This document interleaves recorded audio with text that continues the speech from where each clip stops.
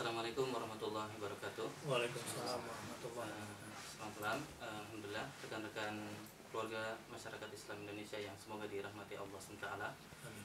Pada malam ini alhamdulillah kita bisa berkumpul di sini, terutama dengan kehadiran Ustadz Bakhtiar Nasir yang diundang oleh KMI dalam rangkaian Golden Week 2012 ini.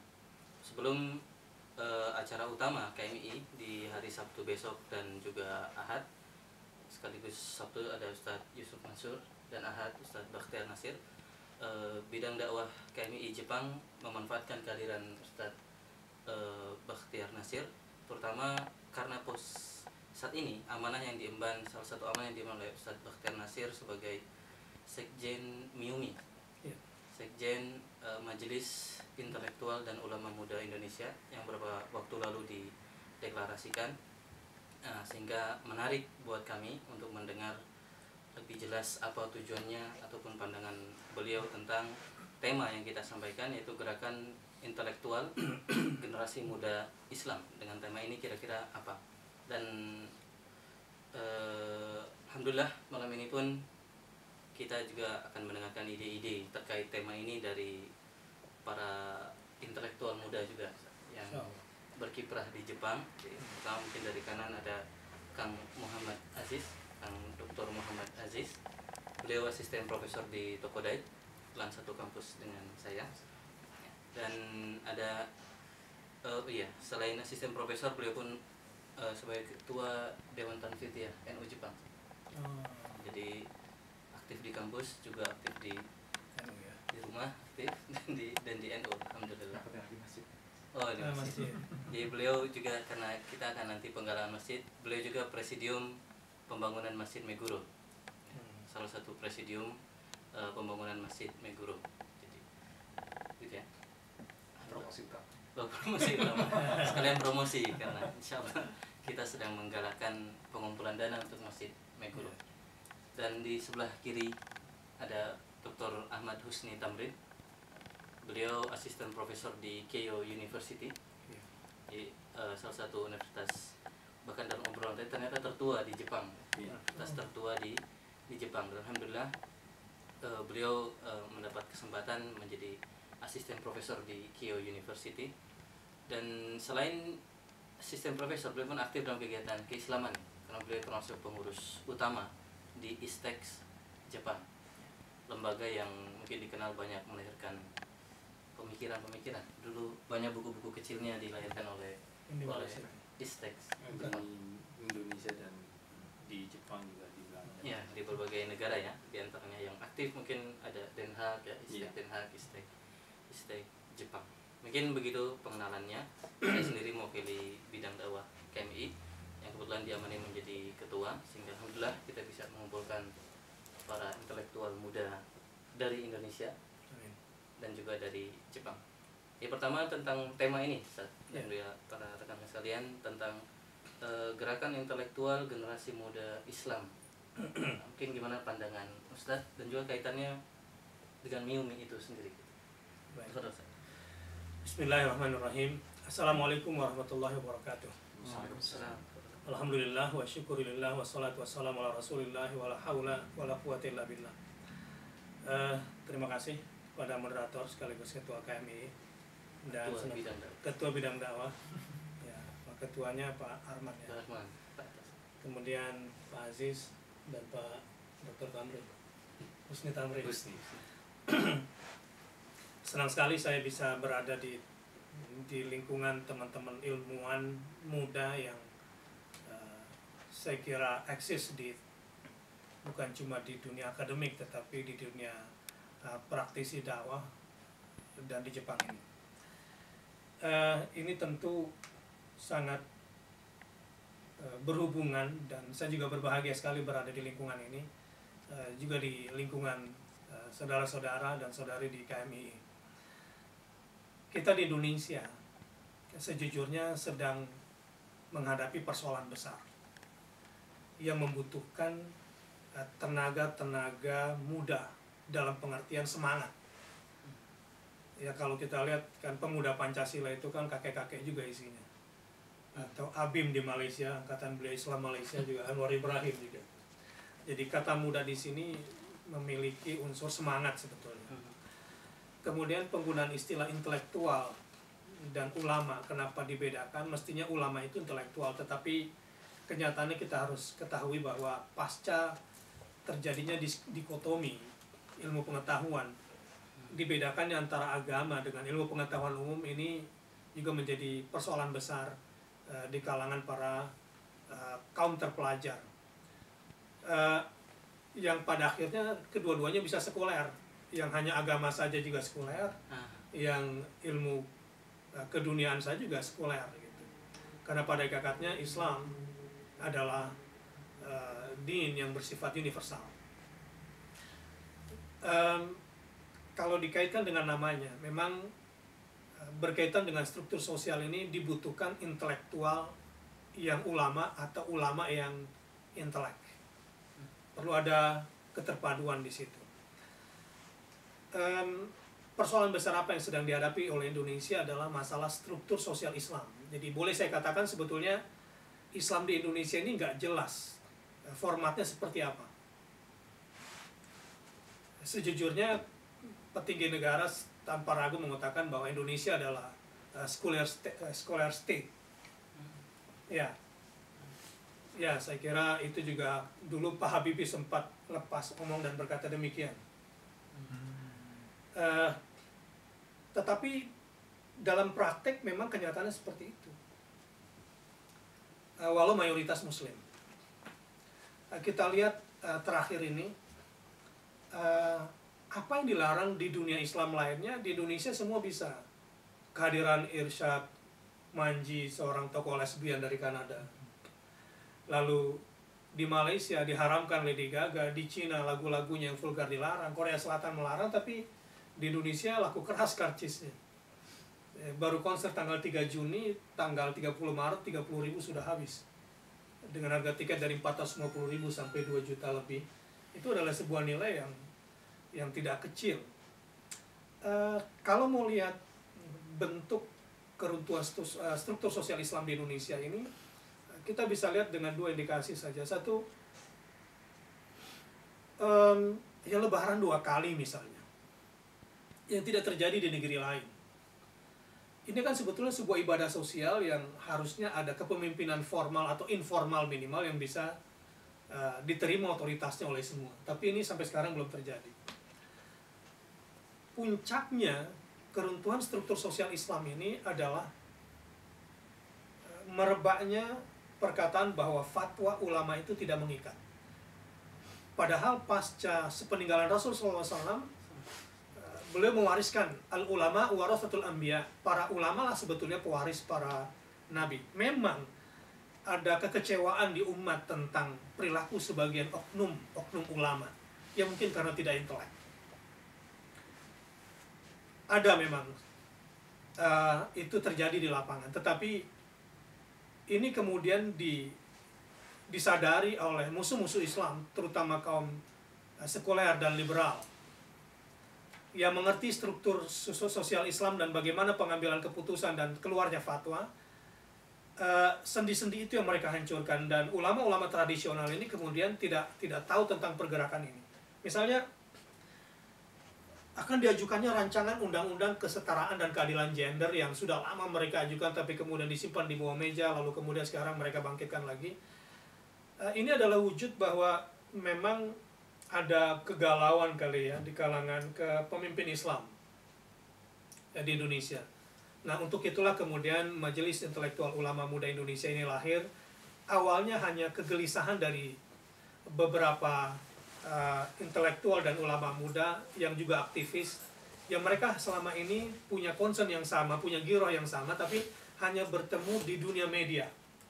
Ketika kami Kopi Darat bertemu dan kemudian mengeluarkan sebuah statement bersama, alhamdulillah kami menyaksikan apa yang namanya al-arwahu junudun mujannadah, bahwa orang-orang yang sevisi sama sudah diperjumpakan oleh Allah Subhanahu wa taala di alam arwahnya, sehingga ketika kami bertemu di darat langsung shake hand dan tidak punya banyak waktu untuk kemudian negosiasi kiri kanan karena kami sudah sejalan sebetulnya selama ini, dan lahirlah Majelis Intelektual Ulama Muda ini. Dan pada hari ini saya berada di tengah lingkungan KMI dan kaum intelek juga cendekiawan yang sebetulnya sangat kami butuhkan kontribusi positif mereka insya Allah, baik dari Jepang, khususnya di komunitas muslim, dan sampai ke Indonesia insya Allah. Boleh saya tanya sebentar tentang pembentukan MIUMI sendiri? Iya. Ini kan melibatkan beberapa ulama atau intelektual muda dari berbagai organisasi. Betul. Yang sebelumnya mereka tidak pernah mengadakan kegiatan sama-sama lah, secara koordinatif ya. Yeah. Maksudnya bareng-bareng. Mereka beda organisasi, punya visi, misi. Nah, bagaimana ini bisa sinergi? Itu mungkin agak lebih detailnya bisa. Karena ini mungkin jadi contoh buat kita ya. Bagaimana tadi al-arwah junudun mujannada ini bisa juga terjadi di tempat-tempat lain. Baik. Sebetulnya sebagian kami juga anggota Majelis Ulama Indonesia. Sebagian kami juga sama-sama selain di MUI, ada juga sama-sama di Muhammadiyah, ada yang kemudian juga di NU, ada yang juga di Persis, ada juga di Al-Irsyad, ada di lembaga-lembaga pergerakan, pimpinan-pimpinan lembaga dan pesantren. Ada juga dari Dewan Dakwah Islamiyah, dan kita juga dulu pernah berteman waktu masih kuliah. Dan sebagian di antara kami juga sudah saling kenal satu sama lain, kemudian kita saling rekomendasi, sehingga kita tidak butuh waktu lama untuk cair. Dan kedua, yang alhamdulillah sebagian besar di antara kita itu sudah jelas kiprahnya di masyarakat. Di antara mereka misalnya ada penulis yang produktif, melahirkan karya-karya yang juga sangat besar manfaatnya di umat. Di antara mereka juga pimpinan ormas yang juga sudah dikenal karyanya dan eksis.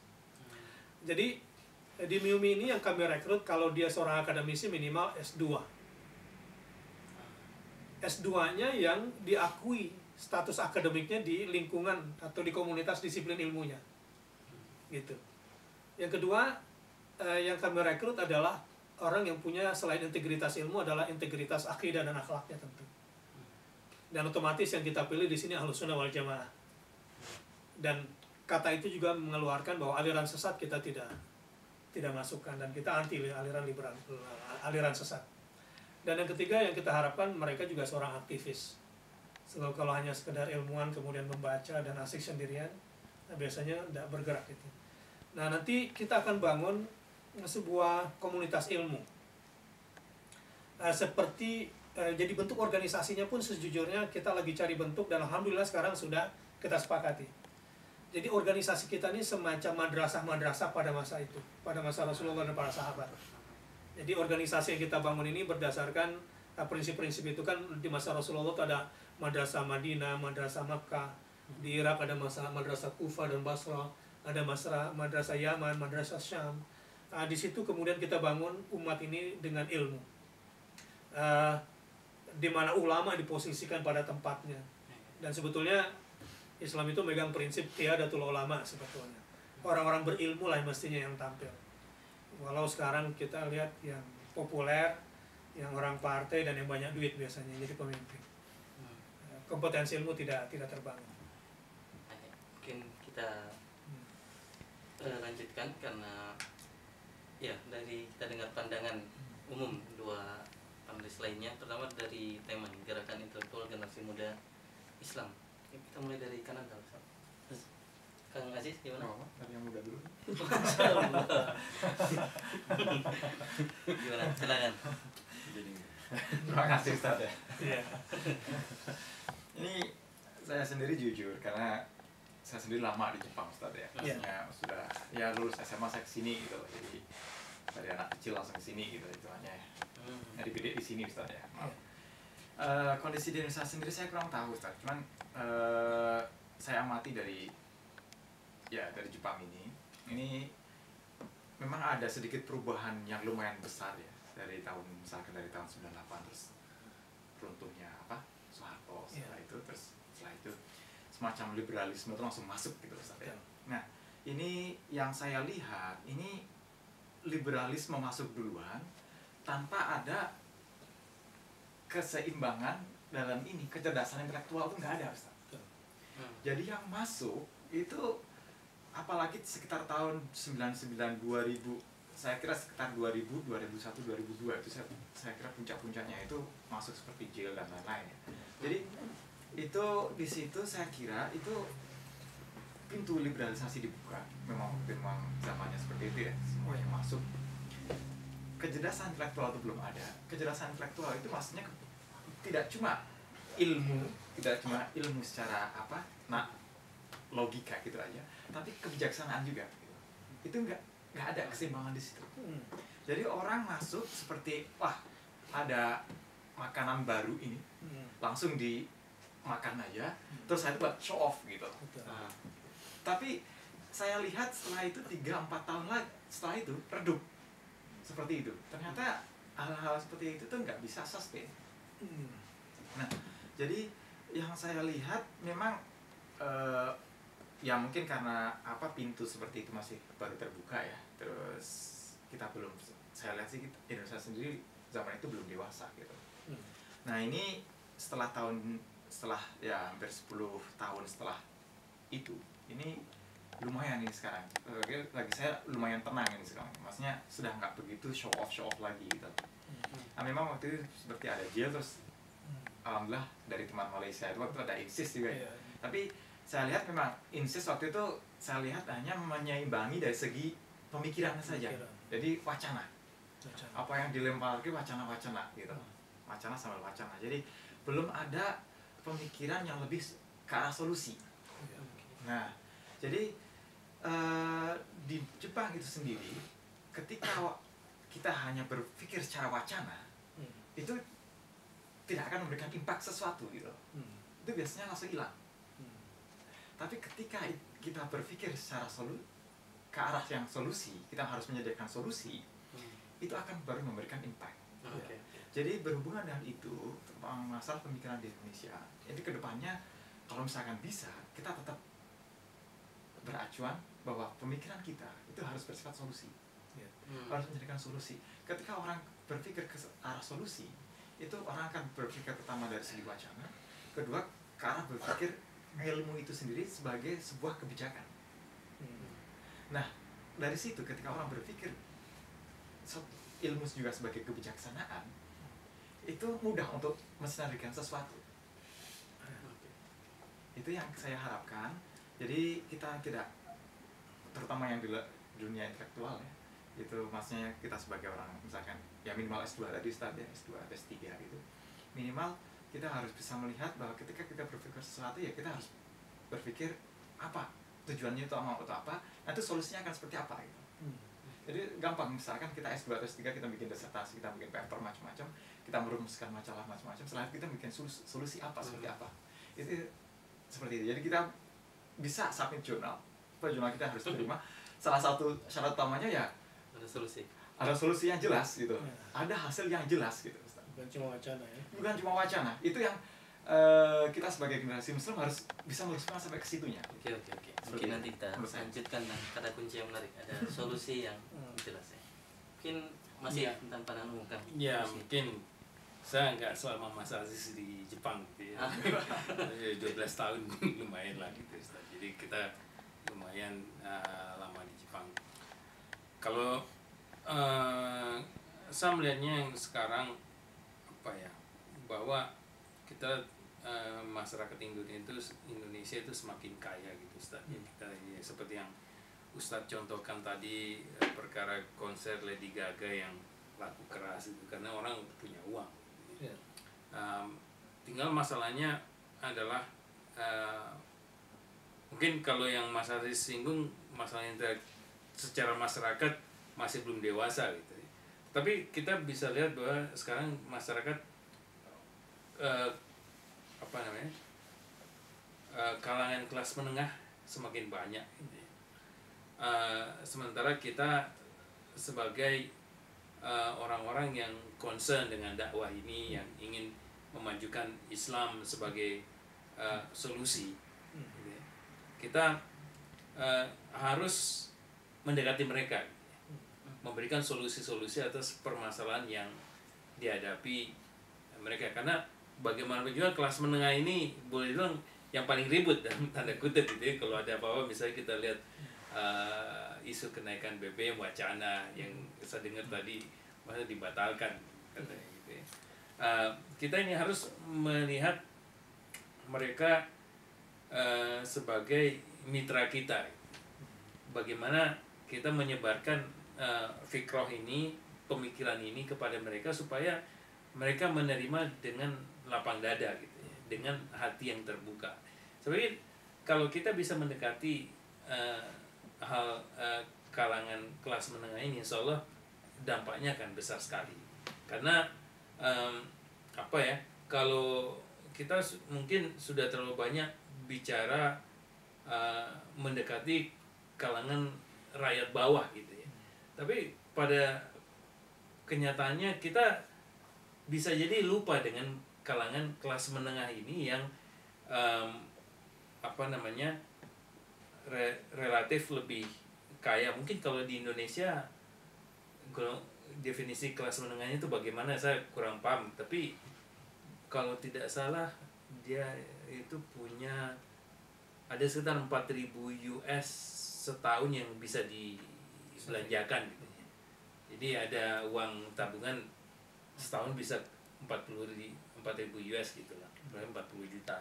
Jadi mereka inilah yang perlu kita ajak, kita jadikan mitra, mencari solusi-solusi kepada mereka dalam kerangka keislaman gitu. Jadi kalau kita melihat itu, insya Allah dampaknya akan besar sekali. Ya, mungkin tadi ada solusi, dan kalau kita baca di pembukaannya kembali MIUMI, ada juga bagaimana ingin membuat peta perjuangan atau roadmap perbaikannya ini gimana. Tadi kan solusi ya, kita perlu mempropos solusi, bukan hanya wacana. Tentu mulai dari wacana ya, membangun wacana berpikir, baru ngasih solusi yang mudah diikuti tadi. Karena kita diskusi dengan menengah saja perlu mereka paham ya, apalagi dengan yang bawah, artinya perlu dengan baik. Ini dari Ustaz Sari. Ya, memang masing-masing kami di dalam MIUMI itu sebetulnya sudah punya lembaga masing-masing, dan mereka sudah eksis di sana dan sudah cukup sibuk sebetulnya. Pertemuan kami di MIUMI merumuskan bahwa kita akan bekerja dalam wilayah-wilayah strategis. Strategis. Ya, kita bicara solusi misalnya, cara solusi dan masyarakat menengah. Saya mulai dari menengah ke atas, masyarakat menengah.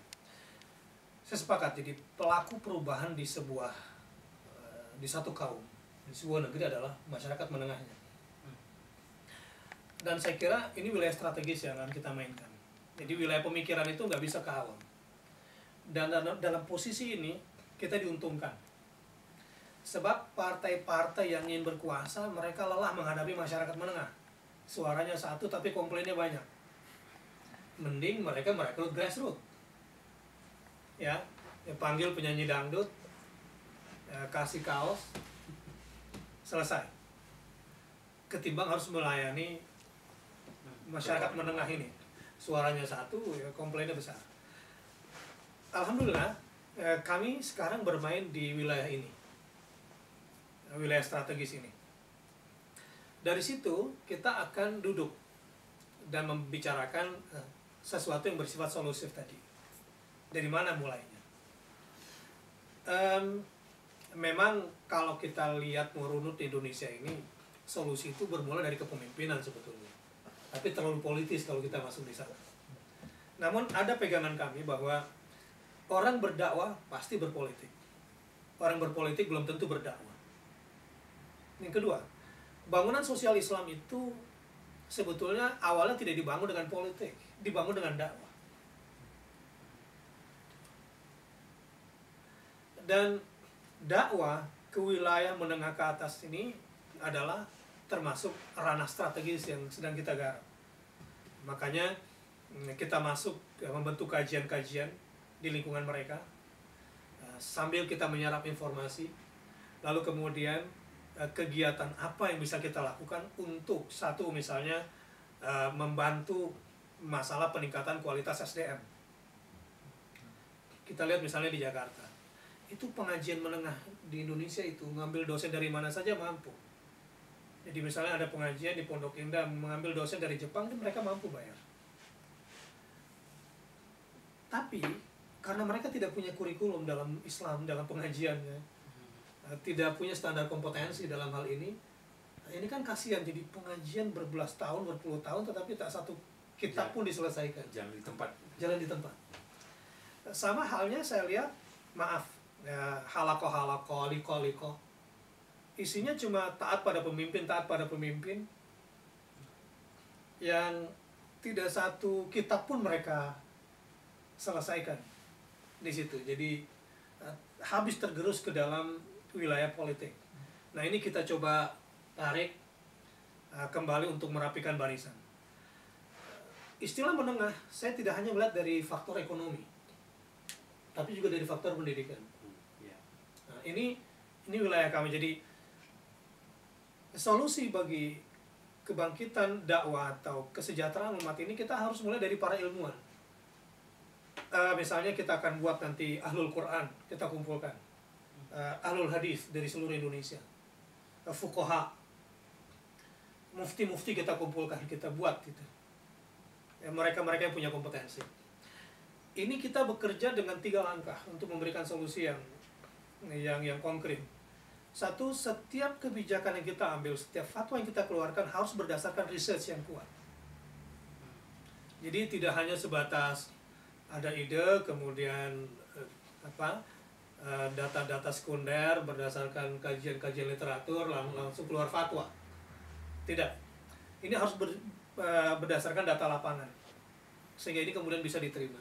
Yang kedua, kita harus bergerak di media. Perlu diketahui, Indonesia ini bukan masyarakat baca, masyarakat pendengar, masyarakat penonton. Jadi para ilmuwan ini saya ajak juga jangan bermain di lorong sepi, bergaulah dengan dunia media untuk menyebarluaskan. Dan media itu butuh Anda sebetulnya. Dan yang ketiga yang kita lakukan juga untuk memberikan solusi adalah penegakan. Jadi misalnya kalau ulamanya berkata misalnya, ya sudahlah, yang penting saya udah fatwa. Fatwa itu kan tidak mengikat. Kalau dosen seperti itu kepada mahasiswa, kira-kira dilaksanakan nggak PR-nya itu. Jadi harus ada kesungguhan dari pihak kita bahwa apa yang kita lakukan ini, apa yang sedang kita terapkan kepada umat ini adalah satu yang sungguh-sungguh baik bagi umat, dan umat harus kita didik untuk itu, dan kita rapikan barisannya supaya mereka berjalan ke arah sana. Memang solusi yang sedang dibutuhkan oleh umat sekarang ini bukanlah kegaduhan. Jadi secara lembut kita coba bergerak. Sedikit-sedikit kita memang juga mencoba merespon kenyataan-kenyataan yang mengganggu, tetapi kita lebih banyak di wilayah aktif. Yang kedua, di situasi materialisme seperti ini ya, kadang-kadang orang perlu dikasih lihat materi-materi itu. Kemenangan-kemenangan kecil dalam bentuk materi, misalnya masalah kesejahteraan. Ini juga harus. Dan sebetulnya Indonesia begitu luas. Misalnya, kami sempat berpikir, bagaimana caranya agar sebuah lembaga dakwah bisa pegang uang 2 triliun dalam tempo 5 tahun. Itu sangat visible. Lihat, kalau satu pohon jabon misalkan, atau kayu sengon, ada orang pertanian di sini. 1 hektar kan ada sekitar 635 pohon 1 hektar. Dalam tempo 6 tahun dijual 1 pohon 1 juta saja, itu paling murah. Dan kita ambil nggak usah 600 batang, 500 saja, berarti kan sudah 500 juta. Sementara tanah-tanah di kita itu yang idle begitu banyak sekali, dan modalnya juga sangat murah. Nah, di sini kami akan bermain dengan pejabat-pejabat daerah, bekerja sama dengan pemerintah tentu. Selain di situ ada penghijauan, ada serapan air, serapan gitu ya, dan ini juga meningkatkan ekonomi. Kita akan coba bergerak misalnya bikin wakaf 1 pohon misalnya, 6 tahun itu biaya produksi cuma 60.000. Jadi kalau kita hitung-hitung 5.000 hektar saja, 5.000 hektar dikali 500 juta, banyak sekali. Saya sempat ngobrol dengan beberapa tokoh, mestinya orang Malaysia jadi TKI di Indonesia kalau kita betul-betul memanfaatkan lahan ini. Dan mudah-mudahan tenaga-tenaga agriculture dari Jepang ini melahirkan sebuah konsep-konsep nyata yang solusif. Saya tadi dari Fucu, rupanya banyak teman-teman yang kuliah bidangnya agriculture ya. Nah, mudah-mudahan itu bisa memberikan solusi, dan kami butuh riset dari mereka, sebab ulama ini kalau disuruh kerja lagi, belajar lagi lama kan. Kita siapin lahannya, Anda siapkan teknologinya, kita siapkan permodalan dan SDM-nya, Anda kemudian bekerja dengan wibawa yang kita miliki, saya kira itu sangat visible untuk kita kerjakan. Nah mungkin untuk yang dua intelek, kira-kira tadi solusi menurut Kang Aziz dan Kang sendiri perannya apa nih? Kan tadi ada ulama alul hadis akan dikumpulkan, fuqaha akan dikumpulkan, yang ahli energi ini mau ngapain? Kira-kira peran dia di umat sebelum nanti mungkin Ustaz pun kita beri kesempatan untuk menyampaikan view-nya dari luar, dari pihak luar, dari Kang Aziz sendiri mau apa sebenarnya nih Kang Aziz nih? Belajar sampai dokter terus ini kira-kira perannya kira-kira mau gimana? Rencana pulang atau terus sampai di sini? Silakan. Ini pertanyaan yang susah. Sampai saat ini saya juga belum dapat jawabannya. tapi ya itulah manusia berproses maksudnya. Jadi memang dalam posisi saya sendiri seperti ini pertama saya memantau ke Indonesia, dunia muslim seperti apa. Sebenarnya nggak cuma Indonesia aja sebenarnya. Saya sendiri, saya sebagai misalkan, alhamdulillah kalau misalkan saya dianggap intelektual ya. Saya kira iya. Sebenarnya saya biasa aja, sebenarnya perasaan saya biasa aja. Jadi saya ingin misalkan pertama dari Jepang ini ada beberapa cara berpikir. Misalkan yang kebetulan saya juga lama di sini, saya dari S1 di sini. Jadi ada beberapa cara berpikir pola Jepang juga yang sebenarnya sangat visible gitu. Maksudnya tadi seperti saya sebutkan tadi bahwa orang Jepang itu kalau berpikir simple sebenarnya. Jadi orang Jepang itu sering disebut bangsa semut. Semut. Halus atau semut? Oh, binatang. Binatang kecil, semut. Jadi mereka itu selalu bagaimana? Berpikir satu langkah ke depannya saja. Memang mereka selalu punya grand design, gitu ya. Memang mereka ada grand design, tapi grand design ini tuh bersifat tentatif, bisa berubah kapan? Fleksibel. Ya, jadi fleksibel sesuai dengan waktu kebutuhan yang akan datang gitu. Jadi grand design ini ada, tapi ini selalu di breakdown ke dalam tujuan-tujuan yang lebih kecil. Seperti ini. Nah, kalau saya lihat lagi masalah yang di Indonesia tadi Ustadz ya, ini saya sendiri pengenlah kita sebagai intelektual baik yang disiplin yang memang dari segi agama ataupun yang disiplin dari segi umum gitu. Memang dikotomi ini maksudnya memang kebutuhan kehidupan kita juga semakin kompleks. Ini dikotomi dari segi ilmu itu sendiri itu menurut saya akan tetap ada gitu. Cuman bagaimana kita mendialogkannya atau mengharmoniskan keduanya ini adalah termasuk know-how-nya, how to-nya gitu. Itu yang terpenting. Dan bagi saya sekarang sepertinya belum dialektika antara keilmuan yang agama sama keilmuan yang yang umum ini sepertinya masih belum ada. Jadi saya setuju dengan pernyataan Ustadz pertama tadi, kedua-duanya itu sebenarnya sekuler gitu. Jadi nggak bisa orang agama itu menyalahkan orang yang disiplin ilmunya bukan agama sebagai sekuler, karena dia sebenarnya sebagai orang agama, tapi dia kok memisahkan diri juga dengan yang sini gitu loh. Itu sekuler juga gitu loh. Jadi kedua-duanya sebenarnya sekuler. Saya setuju dengan pendapat itu gitu. Jadi agar keduanya tidak sekuler, maka ini terus terang terjadi gap gitu. Ini bagaimana untuk memblend keduanya? Ini kan termasuk how to-nya. Kalau mungkin nanti sama dengan Kang, harapan dari Kang Aziz sendiri terhadap pengennya rekan-rekan ulama yang belajar agama ini emang bersikap bagaimana supaya bisa? Kita pertama, misalkan kita memang dari segi keilmuan yang kemarin kan saya, disiplin saya misalkan bukan ilmu agama, ini saya harus paham juga dalam koridor tertentu. Saya harus paham juga apa yang terjadi dalam dunia agama. Apa keinginan mereka, apa yang mereka sebenarnya butuhkan, apa masalah mereka ke umat.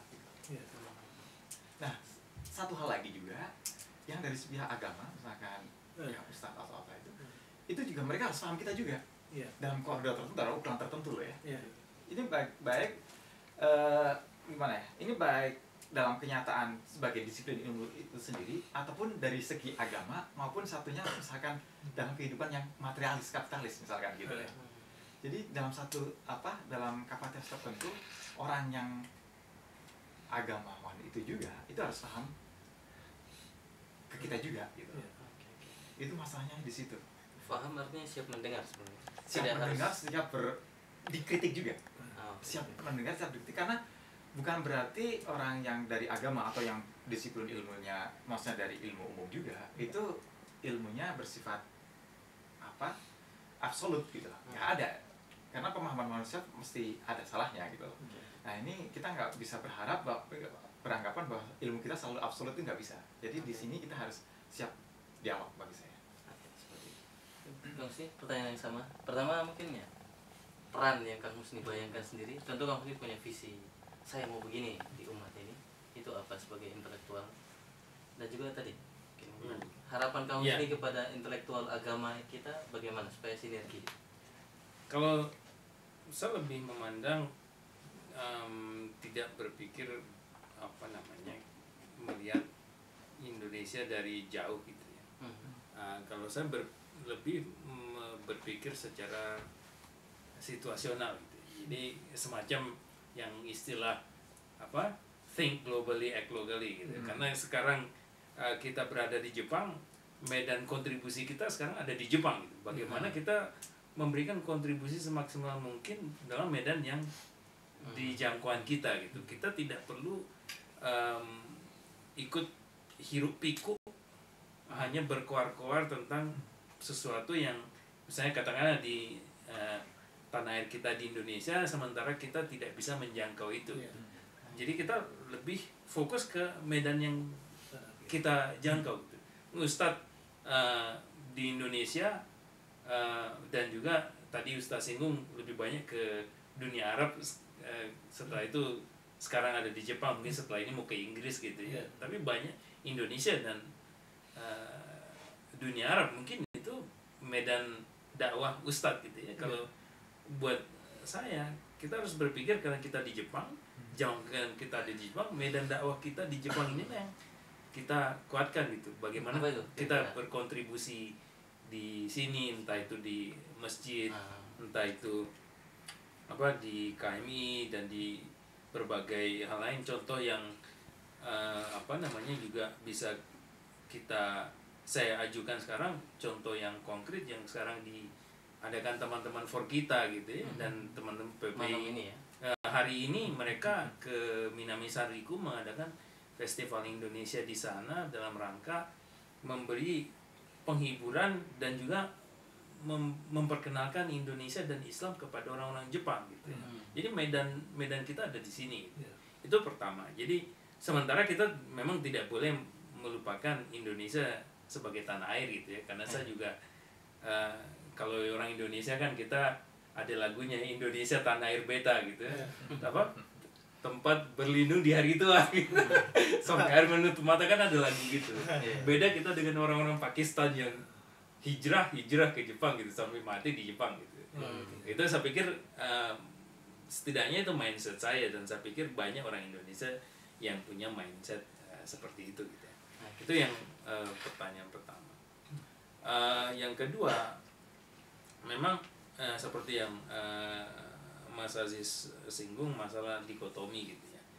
Kalau saya pikir bahwa kita ini yang bergerak, kalau saya di bidang internet gitu, istilahnya di bidang ICT, information technology, sebenarnya buat saya yang saya lihat adalah kita lihat bahwa medan yang bidang yang kita geluti ini adalah bidang muamalah gitu ya. Jadi bolehnya banyak gitu. Tinggal bagaimana dan kapan kita harus berdialog dengan ulama yang mendalami ilmu syariah gitu. Begitu kita melihat sesuatu yang bersinggungan dengan halal haram gitu ya. Sehingga disitulah dialog yang ada, yang mungkin terjadi. Sementara kalau secara umum semua hampir semua halal gitu ya. Ya kita lihat pandang dari situ, apakah misalnya menggunakan internet, kita sekarang internet untuk dakwah itu kan kurang halal apa lagi kan gitu ya. Ada juga internet untuk kegiatan-kegiatan yang negatif itu juga ada gitu. Sehingga saya pikir disitulah yang kita harus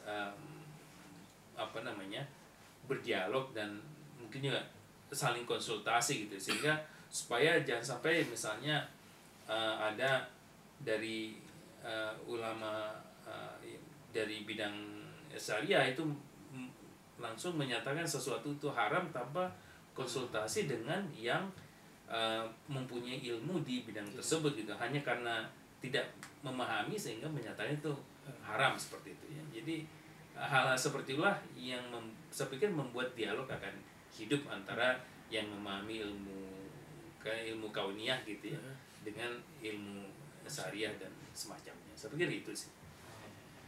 Iya. Sekarang ke hal lain ya. Kita beberapa. Saya tertarik jadi menggabungkan dulu. Oh silakan. Ada dua yang saya kira belum ketemu dari Mas Aziz dan Kang Husni.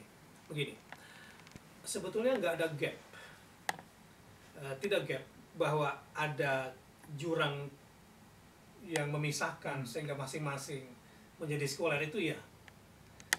Jadi tidak gap. Usaha kita sekarang adalah bagaimana tadi istilahnya blending ya, blend ini. Nah, itu yang harus kita lakukan sekarang. Saya setuju. Langsung saja ke Kang Husni tadi. Jadi ini ketemu, ini menarik ini. Saya ketemu dengan ketua PWI misalnya. Basis kita sebetulnya punya kerinduan yang sama. Umat Islam itu kan dengan akidahnya, dia harus memberikan manfaat seluas-luasnya kepada umat manusia, gitu kan? Sama dasarnya. Karena dia kebetulan Muslim, jadi ideologi kita sepakat sama. Cuma saya di bidang penerangan, beliau di bidang jurnalistik. Nanti kita masuk ke IT. Satu hari saya ngobrol begini, kenapa Pak ya Islam di kita nih kok morat-marit kayak begini ya, bangsa ini seperti ini.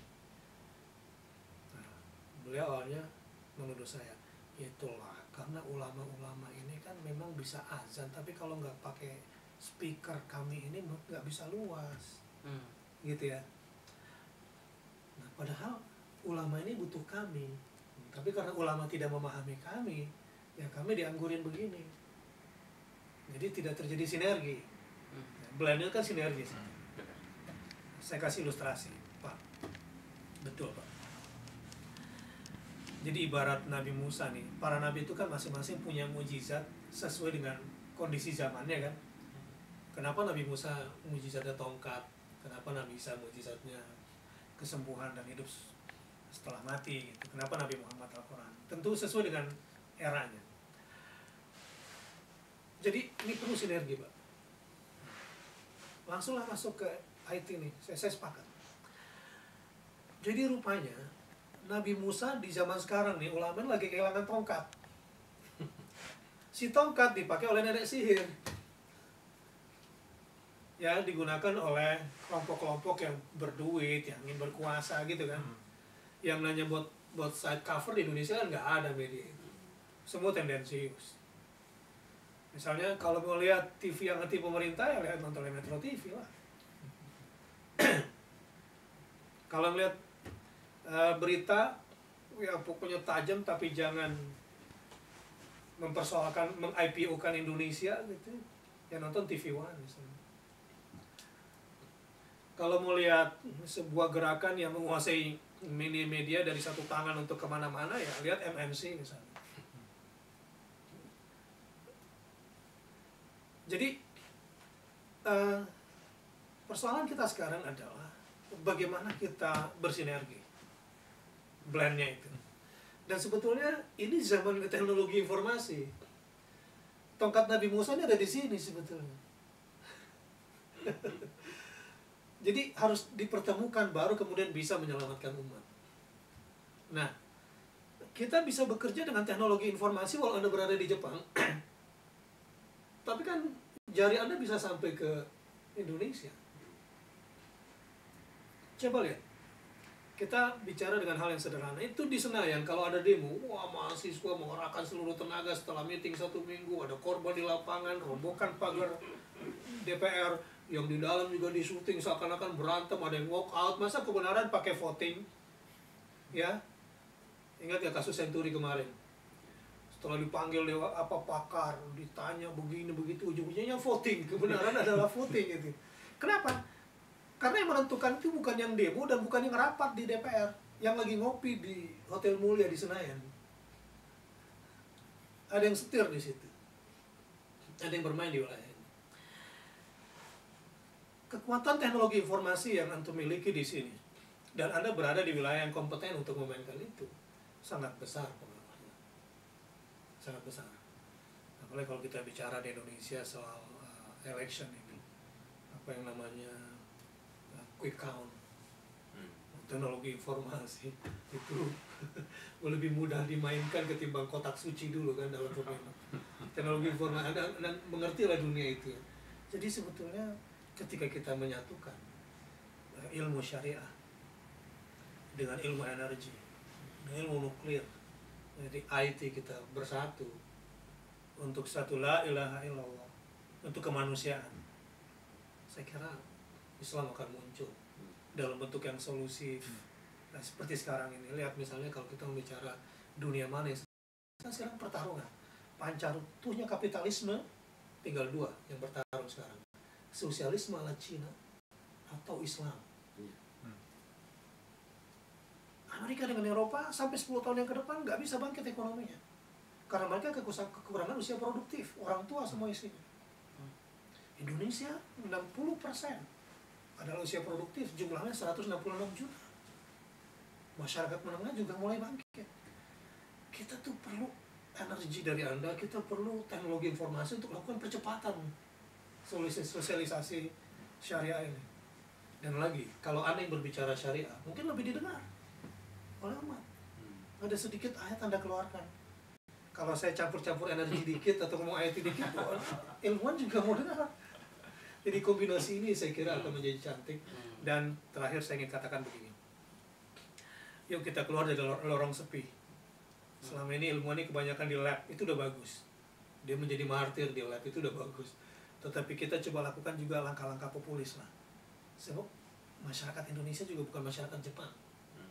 Belum terbiasa baca, dikasih TV, ya sudah. Kalau di sini kan orang dikasih TV setelah sudah banyak baca, sehingga mereka bisa selektif, banyakkan news. Kalau di Indonesia enggak, hiburan.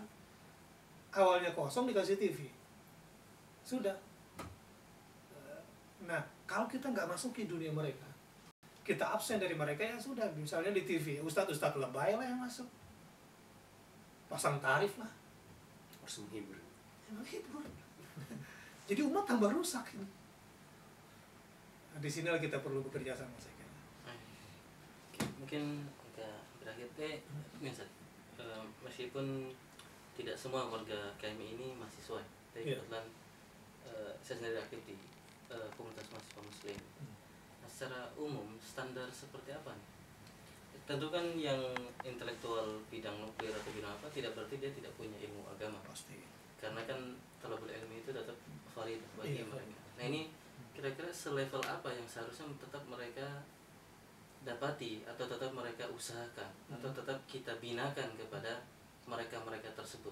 Sejauh mana modal ilmu Islam itu tetap harus ada di pada intelektual-intelektual itu, di lapang apapun mereka main. Iya.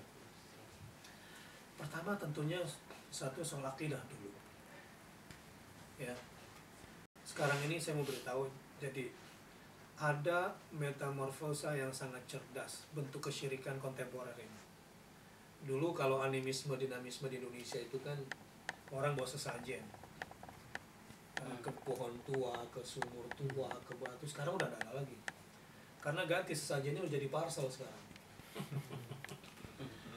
Kekuatan roh itu bukan lagi pada batu, sumur tua dan pohon, tapi pada uang dan kekuasaan. Jadi tanpa disadari sebetulnya kesyirikannya sedang berlangsung dengan sangat-sangat signifikan. Jadi uang itu betul-betul sudah menjadi Tuhan. Dan ini juga menyerang para ilmuwan. Ya, berilmu kalau kita berakidah itu kan, man arada dunya fa'alaihi bil ilm, wa man arada al-akhirah fa'alaihi bil ilm, wa man aradahuma fa'alaihi bil ilm. Kan jelas itu hadisnya. Ingin dunia pakai ilmu, ingin akhirat pakai ilmu, ingin dua-duanya juga dengan ilmu. Tapi sekarang ilmu itu sudah ke uang lari. Tidak disalahkan, tapi memang inilah kapitalisme. Kapitalisme ini. Nah, ini kita membutuhkan integritas orang-orang berilmu dengan ilmunya. Bahwa kemuliaan itu tidak diukur dengan status sosial dan materi, tapi seberapa besar manfaat dia kepada orang lain. Dan begini, ini juga sebuah pemikiran yang saya dapatkan tentang qulillahumma malikal mulk tu'til mulka man tasha. Ini ada kesyirikan dalam bentuk dinamisme kontemporer. Kalau kita nggak berkuasa, kalau kita nggak megang ini, kalau kita nggak punya jabatan ini, kalau kita nggak masuk ke parlemen, saya bilang jangan bacakan mantra itu kepada saya. Kan sekarang berpikirnya sangat pragmatis kan? Kalau ingin berkuasa ya masuk ke parlemen. Kalau ingin kuat ya harus jadi ini. Nah, qulillahumma malikal mulk. Kekuasaan itu di tangan Allah. Allah berikan kepada yang dikehendaki, dan Allah cabut dengan paksa dari siapa yang dikehendaki. Jadi bisa saja dia duduk pada posisi berkuasa, tapi sebetulnya dia tidak memiliki apa-apa. Mananya begini, para ilmuwan, saudara-saudara, percayalah, kekuasaan akan ada di tanganmu selama kau ajak manusia dengan ilmumu kepada Allah. Semakin banyak ilmu kau tularkan dan ajak manusia kepada Allah, sekuat itu kekuasaan yang kau pegang, percayalah. Bukan pada positioning jabatan. Jadi bisa saya katakan di Indonesia ini banyak orang-orang berkuasa sebetulnya pion-pion dari para rentenir politik. Kita melihat itu yang menjadi, maaf, semua jabatan-jabatan itu mereka sebetulnya cuma alat-alat yang tidak memiliki kekuasaan. Dan boleh saya katakan bahwa partai-partai sekarang sudah terperangkap dengan pragmatisme. Untuk bisa jadi seorang gubernur harus punya duit sekian. Bagaimana caranya? Itu semua berpikir seperti itu. Jadi dibutuhkan sebuah cara berpikir yang breakthrough dari para ilmuwan ini, bahwa selama ilmu kau gunakan untuk sesuatu yang bermanfaat bagi manusia seluas-luasnya, dan kau ajak manusia kepada Allah, turunlah percikan asma al-mulk, malikal mulk untuk kamu, dan kamu diberikan kekuasaan oleh Allah Subhanahu wa taala. Itu satu. Itu akidah. Baru yang kedua, kita sesuaikanlah di mana kita berada sekarang. Yang pasti ilmu yang Anda miliki, dan Anda sudah berada di negara maju, Anda sudah punya modal sosial yang kuat sebetulnya untuk terjun di lapangan. Modal sosial Anda itu sudah cukup kuat, baik secara akademik maupun secara status sosial. Untuk Anda sebarkan, saya kira sangat mumpuni. Saya kira itu yang paling penting untuk saya tanamkan. Jadi akidah intinya itu, dia fokus membangun integritas ilmunya. Tapi bagaimana semua itu untuk membawa orang kepada Allah SWT. Iya, karena budaya, iya karena stain itu semakin kuat, semakin banyak di situ, percaya deh. Kekuasaan ada di tangan. Sekarang enggak, sekarang udah pragmatis. Rebutan seperti itu. Seperti di kampungnya dia sekarang lagi musim pilkada. Teruskan komandan.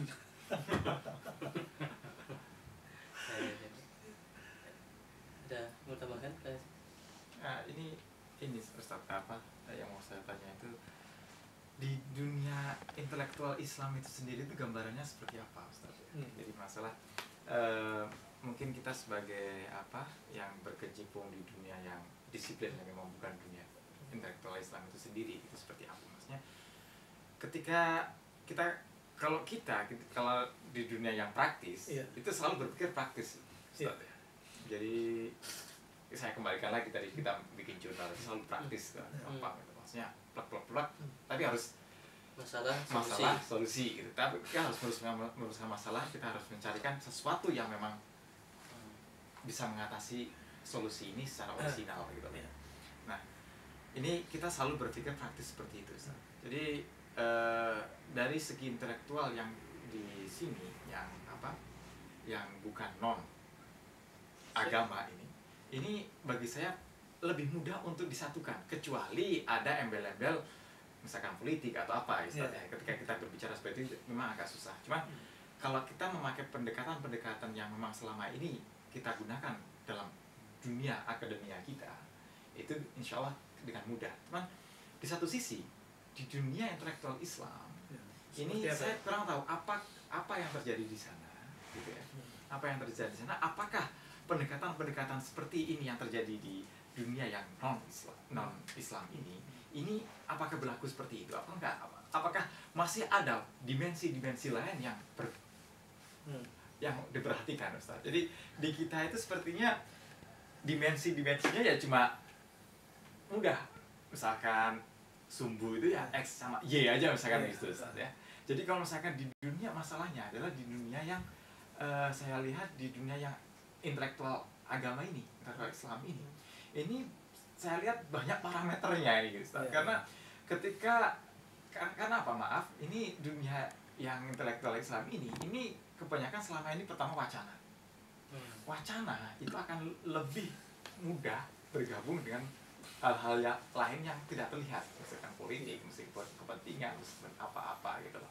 Nah ini dalam dunia Islam ya. Nah, apa yang terjadi sebenarnya di sini dan bagaimana di dunia intelektual Islam itu sendiri, bagaimana adakah pendekatan-pendekatan yang memungkinkan gitu, know-how-nya yang secara konkret yang bisa menyatukan di sini. Nanti memang terakhirnya kita blend antara yang dunia yang intelektual yang satu sisi sama yang di satu sisi yang lagi gitu, Ustaz ya. Nah, ini apa yang ini saya pertanyaan ini, Ustaz ya. Kebetulan memang wawasan kami di sini. Begini,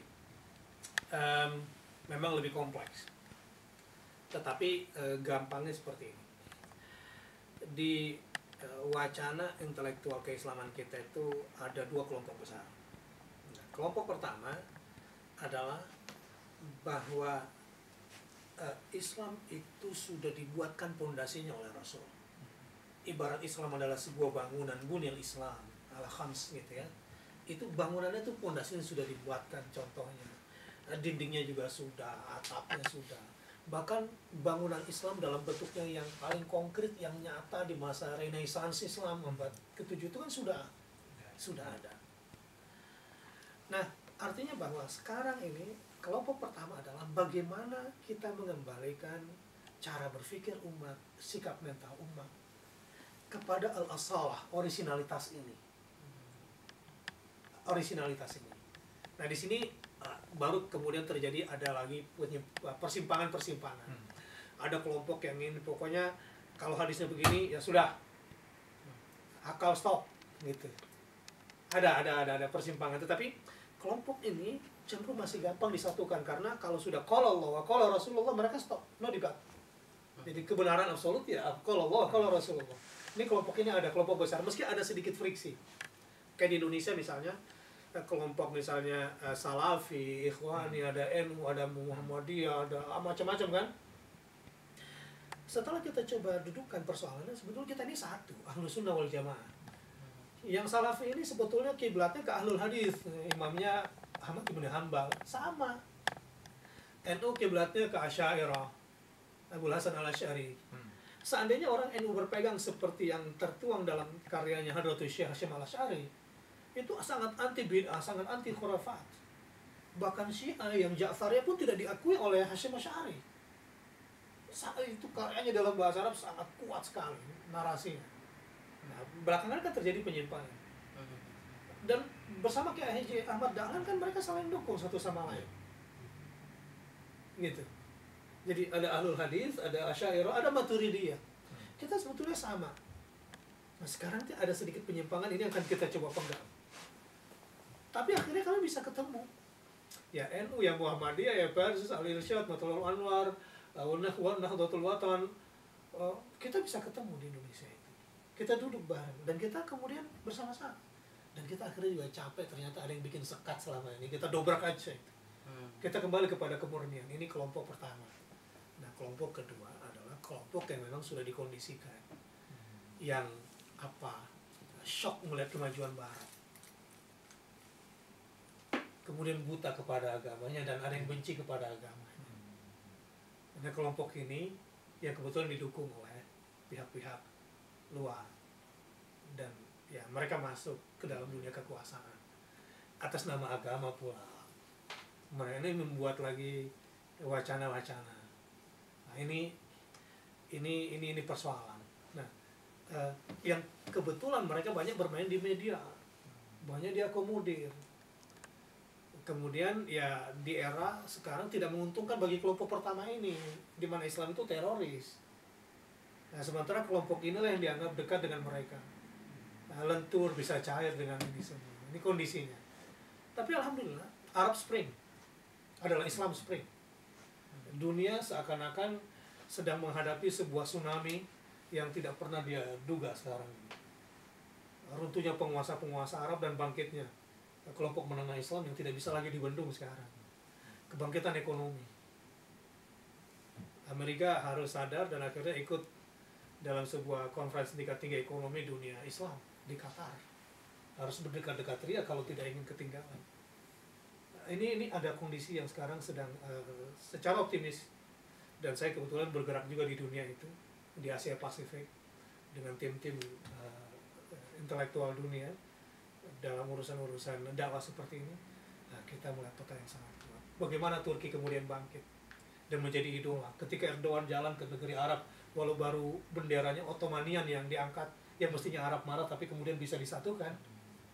Ya, kalau Erdogan itu ke Turki, ke Syria, ke Tunisia, ke Mesir, itu pemuda-pemuda Arab sudah bersatu. Nah, jadi ada wacana itu sekarang yang sedang berkembang. Tetapi alhamdulillah di kelompok pertama ini kita sedang mencoba menyatukan barisan, dan kita coba antisipasi ini semua. Pemikiran-pemikiran misalnya tafsir Quran dengan teori hermeneutik yang mulainya curiga pada Quran, ini kita lawan terus. Dan kita menulis. Kita mulai produktif, jadi di organisasi setiap bulan harus terbit buku. Nah, jurnal-jurnal ilmiah kita lakukan. Media-media jaring sosial, nah ini wilayah antum, terus kita mainkan. Kadang kita muncul, kadang kita mundur. Nah, kemudian kita bekerja sama lagi, misalnya teman-teman di dunia web, misalnya katakan era Muslim itu kan udah lumayan lah. Tapi karena mereka di dunia maya nggak punya kaki yang nyata di wilayahnya, tadi kita bekerja sama. Nah, sekarang kita sudah satukan jurnalis Muslim. Nah, jurnalis Islam bersatu. Jadi kalau saya bersuara, saya tinggal SMS satu, itu langsung. Yang online, yang offline, media-media juga kita coba satukan, dan ini perlu lagi input teknologi yang lebih baru. Jadi sekarang saya nih cuma sekali ngomong, kasih satu, udah semua media itu masuk. Itu kita lakukan. Nah sekarang ini langkah selanjutnya. Jadi sebetulnya kita bisa ketemu. Jadi lintas disiplin ilmu sudah sekarang. Apa yang dilakukan oleh ICMI sudah bagus kan? ICMI sudah memulai dengan cara yang sangat bagus. Ini tinggal coba kita push lagi, dan kita kentangkan lagi. Dan kita tetap bekerja sama kok dengan teman-teman di partai yang mereka masih bagus. Dan kita bekerja dalam koridor kebenaran, walau ilmuwan janganlah terlalu cepat ingin instan gitu, langsung masuk ke wilayah politik, walau itu menggiurkan ya sabarlah sampai suasananya memang kondusif. Saya kira itu yang berkembang sekarang. Alhamdulillah, sebenarnya cukup menarik melihat perkembangan yang terjadi, terutama sinergi yang menguat ya. Ini mungkin sebuah kabar yang cukup menarik, dan mungkin kabar datangnya sinergi ini membuat kita sadar untuk harus meningkatkan integritas di bidang masing-masing ya. Karena sinergi itu kan orang yang integritas di bidang masing-masing baru saling nyumbang ya. Mungkin karena sudah malam, kita cukupkan sementara. Jadi tentu buat warga KMI pertemuan ini sebenarnya pembuka bagi Ustadz Bakhtiar Nasir. Alhamdulillah tadi sore sebenarnya Ustadz Bakhtiar Nasir sempat bersua dengan para mahasiswa di Fucu Boganai. Alhamdulillah, dan malam ini secara online juga kita buka dengan tema tadi tentang gerakan intelektual kaum muslimin, terutama berharap sebenarnya memicu sinergi yang lebih kuat ya rekan-rekan di Jepang dengan bidangnya masing-masing, dan juga kebetulan ada Ustaz Bakhtiar yang merepresentasikan ulama syariah mungkin ya dalam hal ini. Mungkin kita akhiri Ustaz kalau boleh nasihat. Ada dua kata kepada saudara-saudaraku di KMI dan di sini. Indonesia itu kan muslim terbesar di dunia. Cuma sedikit orang Indonesia yang punya jiwa imajinatif bahwa saya ini bangsa yang besar. Nah, di sini saya ingin mengajak. Anda sudah berada pada wilayah di negara maju, dan Anda adalah potensial, dan saya bangga dengan Mas Aziz, bangga dengan Kang Husni, bangga dengan antum di sebuah lembaga yang berkualitas. Antum menjadi asisten profesor, antum sedang dalam program S3 begitu. Ini sebetulnya antum sudah sudah mainstreamnya di wilayah tengah ini, membangkitkan sebuah peradaban Islam ya, sebagai agama kemanusiaan, agama universal. Nah, coba kita ajak teman-teman yang lain. Kita adalah sebuah bangsa yang besar, dan harusnya kita memberikan kontribusi yang lebih besar sesuai dengan kuantitas kita dong di dunia ini. Antum sudah berada pada wilayah itu, pada mainstream ini. Yuk kita bergandengan tangan. Tapi saya mau beritahu, andai semua para intelektual syariah di Saudi soleh-soleh semua, khusyuk ibadahnya, lurus akidahnya, yang di Mesir juga bagus pemikirannya, yang di Jepang juga hebat teknologinya, yang di Inggris juga berkembang, tapi sendiri-sendiri, percayalah Allah tidak akan turunkan pertolongan pada kita. Enggak akan ditolong. Kita cuma capek jalan sendiri-sendiri. Innallaha yuhibbul ladzina yuqatiluna fi sabilihi saffan ka'annahum bunyanun marsus. Kita akan paham bahwa kemenangan, kejayaan Islam itu hanya bisa dicapai jika Allah yang tolong kan. Idza jaa nasrullah. Dan Allah mau tolong kita bukan karena kita pinter, bukan karena yang di Saudi khusyuk, bukan karena yang di Jepang itu ahli teknologi, bukan. Kalau kita bersatu. Bersatunya pun seperti sebuah bangunan yang kokoh, bukan sekedar artifisial. Antara satu bata dengan bata yang lain direkatkan dengan semen yang kuat. Yang ini yang Allah inginkan. Nah, saya kira ini menjadi sebuah momentum penting. Terus yang kedua, bagaimana aplikasinya? Gitu kan? Quran yang bisa menyatukan. Kita sudah punya satu pegangan kebenaran. Belum kita masuk mana, masuk bahasa saja kita sudah dipersatukan. Nah, kita masuk ke Quran, dan besok insya Allah kita akan ada tadabbur Quran. Di sana saya akan coba sampaikan 10 langkah metode tadabbur. Saya berpikir keras begini. Ketika saya sudah pernah belajar tahfizul Quran, saya sudah pernah belajar tafsir di Madinah. Kok perilaku saya seperti ini ya? Ini pasti ada yang error ini. Ada yang nggak connect ini. Kalau saya begini, apalagi yang tidak belajar sungguh-sungguh. Nah, di situ saya kemudian berpikir ulang, ya Allah, Allahumma arhamna bil Quran. Nah, saya engkau dengan Al-Quran, sehingga saya posisikan ini jadi guru ngaji. Jadi saya lebih bangga kalau disebut sebagai guru ngaji sebetulnya. Ya. Karena dalilnya ada khairukum man ta'allama al-Quran wa 'allama. Saya nggak tahu kalau jadi asisten profesor ada dalilnya nggak gitu. Ada. Tapi kan masuk kategori mu'allim di sini. Dan Anda harus bangga. Rasul itu dari semua status yang paling dibanggakan, bukan sebagai seorang entrepreneur. Inni bu'itsu mu'alliman. Dari semua status Nabi, di luar kenabian, dia bukan sebagai panglima, bukan sebagai orang kaya, bukan sebagai pedagang, tapi inni bu'itsu mu'alliman. Jadi Anda sudah berada di jalan yang benar, insya Allah. Nah, ketika kita kembali kepada Quran dan mengamalkan Quran, satu ayat saja itu mencerahkan batin, itu akan menjadi template, akan masuk ke seluruh itu. Jadi besok tuh saya ingin mengajarkan begini, bagaimana caranya umat Islam, khususnya orang Indonesia yang tidak native Arabic tapi punya zauk, punya feeling Quran. Karena Quran itu untuk semua. Adalah tidak adil kalau saya menuntut harus belajar bahasa Arab dulu baru boleh tadabbur. Wah, kapan?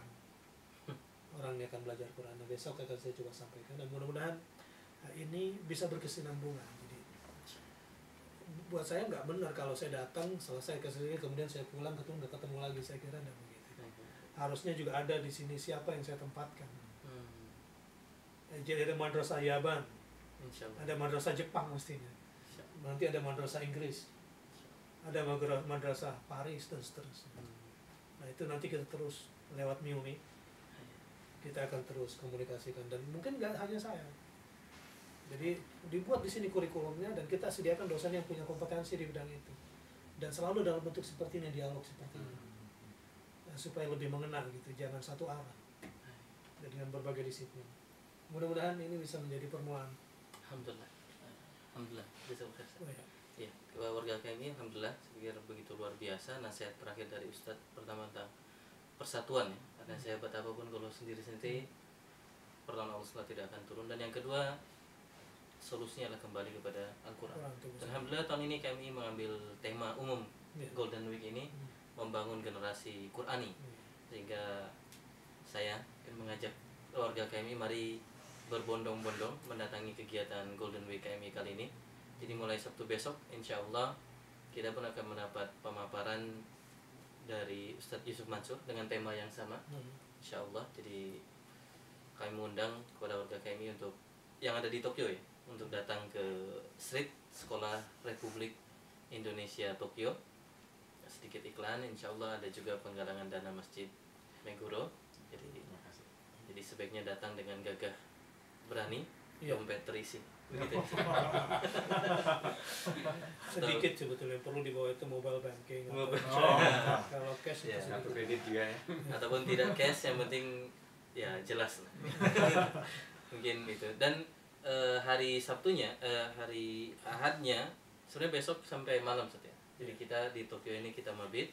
Jadi kita pun mengundang rekan-rekan warga KMI untuk mabit terus sampai malamnya di Street insya Allah. Jadi akan ada pemutaran film hafalan sholat Delisa, kisah nyata di Aceh nanti. Jadi kita undang warga KMI. Untuk rekan-rekan yang ada di sekitar Toyohashi, sebenarnya Ustadz Bakhtiar Nasir besok akan mengisi di Toyohashi. Jadi buat yang dekat-dekat Toyohashi mungkin bisa menyimak publikasi di berbagai medis kegiatan Golden Week di Toyohashi. Ustadz Bakhtiar akan mengisi sama sebenarnya. Jadi ada tabligh akbar dan ada training. Begitupun di Tokyo hari Ahad nanti tabligh akbar dan ada training. Dan tentang harapan Ustadz tadi tentang follow up. Jadi ini untuk memotivasi rekan-rekan mari daftar trainingnya. Mungkin yang paling diharapkan adalah peserta training ya. Ini yang paling diharapkan peserta training untuk follow up nanti. Jadi rekan-rekan mari kita ikuti trainingnya baik yang di Toyohashi maupun yang di Tokyo. Mungkin demikian untuk menutup kajian online malam ini. Semoga bukan kajian online bidang dakwah KMI untuk tahun ini, semoga berlanjut sebagaimana tadi alhamdulillah Ustadz mempropos sebuah follow up yang sangat baik. Demikian rekan-rekan KMI sekalian, semoga bermanfaat. Subhanakallahumma bihamdika asyhadu an la ilaha illa anta astaghfiruka wa atubu ilaik. Alhamdulillah rabbil alamin. Assalamualaikum warahmatullahi wabarakatuh. Waalaikumsalam.